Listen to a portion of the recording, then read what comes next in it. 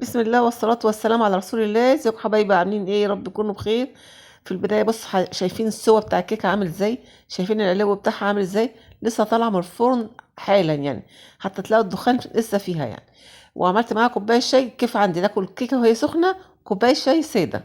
ده كيف عندي جدا بقى ان انا اكل الاكلة دي كده. تمام، تعال نخش بقى على الفيديو ونشوف. بس المقادير بتاعتها سهلة ان شاء الله، تكون موجودة في كل بيت.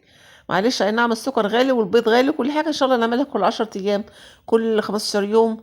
بس الاول كنا بنسميها الكيكة اليومية، بس معلش يعني، ربنا يسهل الحال ويهدي الدنيا شوية.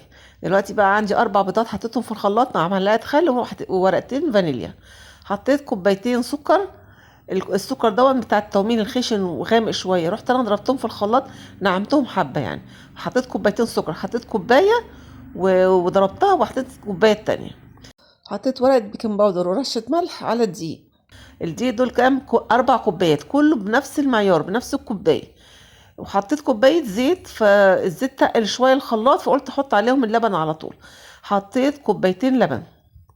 كل المقادير شغاله بنفس الكوبايه، تمام.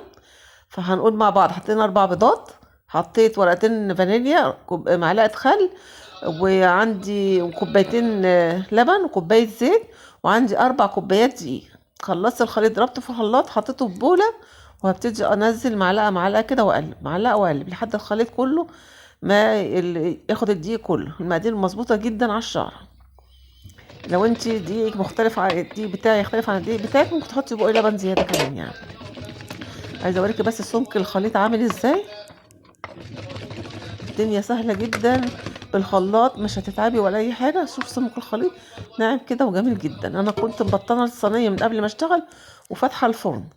في وسط الخليط بقى وانا بنزله عامل ازاي، ناعم وسلس كده، تحفه جدا جدا ما شاء الله. فضيته في الصينيه دي اكبر صينيه في الطقم عندي. ضربت خبطتين كده على الرخامة عشان لو في هوا ولا فقاقيع ولا حاجة تطلع. حطيته في فرن درجة حرارة 180. أخد معايا بصراحة ساعة إلا ربع، ساعة إلا ربع أو ساعة إلا 10 دقايق، لأن الفرن بتاعي بارد يعني. السوا بتاعها تحفة جميلة جدا جدا ما شاء الله. العلو بتاعها حلو قوي، رغم ان انا حطاها في اكبر صينية في الطقم بتاعي دون 5 صواني، باين 5 صواني. ده اكبر صينية في الطقم. حابة اوريكي بس سمك الكيكة عامل ازاي، لسه طالعة اوعى بدخانها اهو. وشك، شايفين علو الكيكايه قد ايه؟ بسم الله ما شاء الله. بس لسه سخنه، الدخان طالع منها. شايفين الجمال؟